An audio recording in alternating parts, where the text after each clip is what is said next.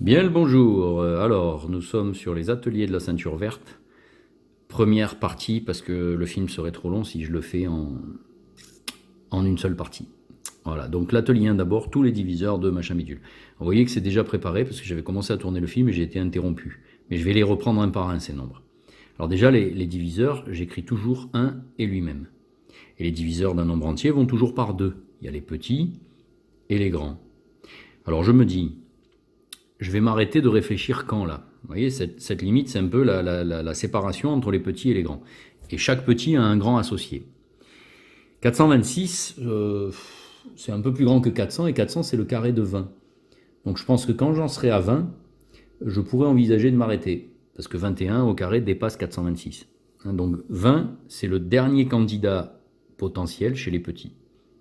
Alors, 1, 426, j'en reparle pas. 2, évidemment, 426, c'est un nombre pair. La moitié de 426, c'est 213. Et donc ça, c'est celui qui va avec 2. Il m'indique, comme il est impair, qu'il n'y aura pas 4 dans la liste. Voilà, parce qu'on ne peut pas rediviser par 2. La somme des chiffres ici, j'ai vite vu que c'était 12, donc il y a 3 dans la liste. 426, c'est un multiple de 3. Donc je divise 426 par 3, je divise 4 par 3, ça fait 1. Il reste 1, 12 par 3 ça fait 4, il reste 0. Qu'est-ce que je dis moi? Je dis n'importe quoi moi. Oui, ça fait 4, il reste 0, et 6 par 3 ça fait 2, pardon. Donc le tiers de 426 c'est 142. Voilà. 4 on a dit qu'il n'était pas dans la liste. 5 de façon évidente, le nombre ne se termine ni par 0 ni par 5. 6 il y est obligatoirement puisqu'il y a 2 et 3, il y a 2 fois 3, 6. Alors pour trouver le grand frère de 6, plutôt que de diviser 426 par 2, je pourrais diviser 213, par 6, pardon, je pourrais diviser 213 par 3, mais il y a mieux, je dois diviser 142 par 2. Et donc la moitié de 142, c'est 71. Voilà, je continue. Est-ce que 7 est dans la liste? Alors pour ça, moi j'aime bien les écritures par groupe, là, par bloc d'addition. 422, c'est 420 plus 6. 420, je l'ai reconnu comme étant un multiple de 7. Pardon, je l'ai écrit à côté, vous ne le voyez pas. Parce que c'est 6 fois 7, 42, avec x 10, donc ça fait 7 fois 60. Et puis 6 n'est pas un multiple de 7, donc 7 n'est pas dans ma liste. Ok, ça va aller vite maintenant, j'espère. 8 ne peut pas y être, il n'y avait pas 4. 9, non, parce que la somme des chiffres au départ, elle est égale à 12. C'était pas un multiple de 9, c'était un multiple de 3. Donc 9 n'y est pas. 10, évidemment pas. 11. 11, est-ce que la somme des chiffres... Ah, elle dépasse 10. Alors il faut que j'écrive 426 sous la forme 300. Je pique une centaine que je mets au mi-temps. Voilà, est-ce que 3 plus 6 est égal à 12? Non. Donc 11 n'est pas dans la liste. 12, non, parce qu'il faudrait qu'il y ait 4. Et 4 n'y est pas. 13, alors ça, je vais faire des blocs. 390, un multiple de 13. Et pour aller à 426, il me reste 36. Et 36 n'est pas un multiple de 13. Donc 13 n'est pas dans la liste. Allez, j'élimine comme ça. 14 n'y est pas puisqu'il n'y a pas 7. 15 n'y est pas parce qu'il n'y a pas 5. 16 n'y est pas parce qu'il n'y a pas 4. 17, alors 17, ça serait 340 plus. Alors, encore pas, à chaque fois je me décale et à chaque fois vous ne voyez pas du coup. 340 c'est 20 fois 17. Plus combien pour la 426? 60, 86. Alors 86, 17, je vais aller à 51. Il me manque 35, et 35 n'est pas un multiple de 17. Donc 17 n'est pas dans la liste. 18 n'y est pas, parce que c'est un multiple de 9 et que 9 n'est pas dans la liste. 19, allez, 19, 2 fois 19 ça fait 38, donc je vais écrire 380 plus 46. Et 46, c'est pas un multiple de 19 ça. Si vous voulez, je réécris plus 38, plus 8. Voilà. Donc ça, c'est pas un multiple de 19. Et voilà, et 20, non, puisqu'il n'y a pas 5, il n'y a pas 10, tout ça. Donc je crois que j'ai terminé le boulot. Voilà, ils y étaient tous là. Il y a 8 diviseurs. Il était hard celui-là, il y en avait du taf. Pour 41, ça allait beaucoup plus vite. C'est un nombre premier, je le reconnais comme tel. Et donc j'écris ces deux seuls diviseurs. 1005. Et allez, c'est parti. Hop, les petits, le grand. Voilà, ça c'est la base, le réflexe, vous l'appelez comme vous voulez. 2 n'est pas dans la liste. 3 y est. Il faut que je divise 1005 par 3. Alors, hop, dans 10, il y va 3 fois, il reste 1. Dans 10, il va 3 fois, il reste 1. Dans 15, 5 fois. Ok. Par contre, comme on n'a pas trouvé un multiple de 9, il n'y aura pas de 9 dans la liste, ça c'est sûr. 5 est dans la liste. 4. Il n'y a aucun nombre pair, hein, puisque 2 n'est pas dans la liste. Alors maintenant, je divise par 5, pardon. Donc je divise par 10, je multiplie par 2. 100,5, 201. Alors, s'il y a 3 et il y a 5, il y aura 15 dedans. Chut, vous ne répétez pas. Donc, aucun nombre pair, j'ai dit. 7, est-ce que c'est dans la liste? Alors, 7, je vais écrire 1005 comme 700. Plus 280. Bon, là, il me restait 305. 25 plus 25, qui n'est pas un multiple de 7. 7 n'est pas dans la liste. 9, on a dit que non. On n'a pas dit où on s'arrêtait, mais à un moment, on va bien le comprendre, ça, quand même. 30 fois 30, par exemple, ça fait 900. Donc, on va s'arrêter à 30 et quelques, quoi. Sinon, je pourrais tricher un peu, taper à la calculatrice, des trucs. La racine carrée de 1005. Mais bon, je sais qu'un peu après 30, il faudra que je m'arrête, quand même. Oh, ça devient balèze, cette affaire, quand même. Hein, bon. Est-ce que c'est un multiple de 11? Ben non, parce que la somme des chiffres de rang impair n'est pas égale à la somme des chiffres de rang pair. Voilà. Est-ce que c'est un multiple de 13? Alors, 13 fois 5, ça fait 65.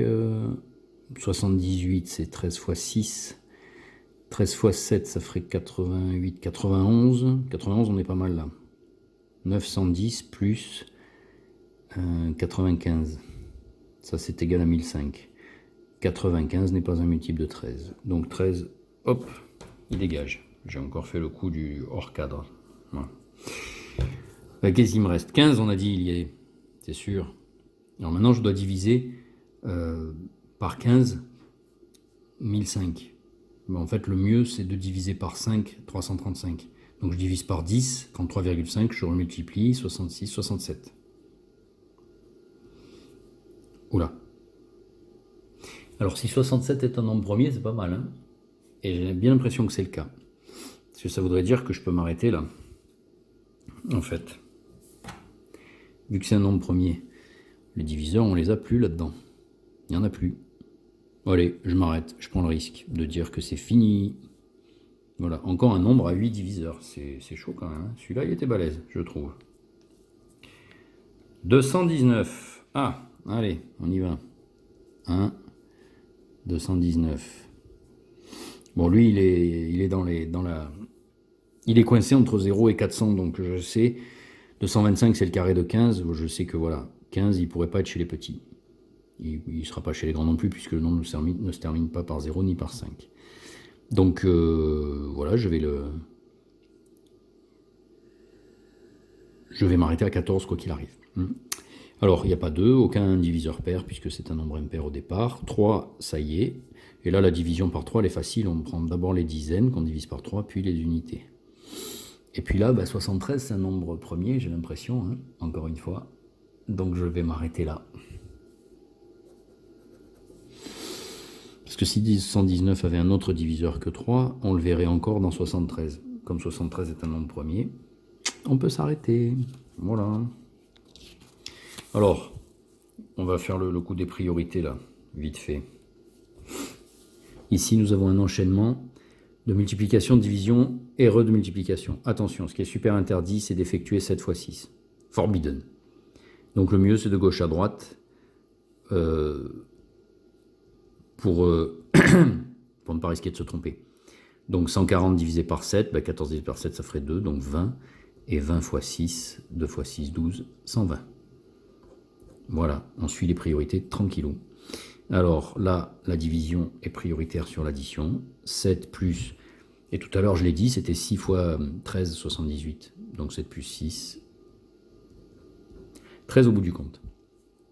Les parenthèses rendent prioritaire n'importe quelle opération qui est dedans. Donc là c'est 60 fois 20, 32, divisé par 20. Ça fait des gros nombres ça, dis donc. Alors, je vais calculer 6 fois 32. Donc 6 fois 30, 180, 6 fois 2, 12, 192, et je rajoute un 0. 1920, divisé par 20. Divisé par 20, je vais diviser par 10 déjà, puis je vais prendre la moitié. Ça c'est pareil que 192 divisé par 2. Et donc la moitié de 192, c'est 50 plus 45 plus 1. Ça fait 96.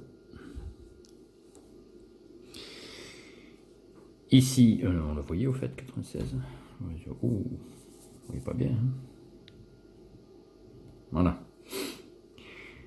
Ici, attention, on a deux blocs. Là, il n'y a pas une multiplication, là. Donc ça fait une sorte de fossé entre les deux. Je dois d'abord m'occuper de 17 fois moins 12, qui va me donner un nombre négatif. Alors 10 fois 17, ça fait 170. 2 fois 17, ça fait 34. Et 170 plus 34, ça fait 204. Et là, dans l'ordre que je veux, mais je dois multiplier 9 par 4, puis par 6. Alors, par exemple, 4 fois 9, 36. Fois 6, 30 fois 6, 6 fois 3, 18, 180. Et 6 fois 6, 36. 180 plus 36, 216. Je garde le signe commun et j'additionne les distances à 0. Voilà. Des parenthèses emboîtées. Waouh! Alors les crochets, c'est comme des parenthèses, hein, mais pour les différencier de celles qui sont à l'intérieur, on les a transformées en crochets. Donc je commence par l'intérieur. Une fois qu'il sera effectué, les crochets peuvent redevenir parenthèses. 20 moins 20, ça fait 0, dis donc.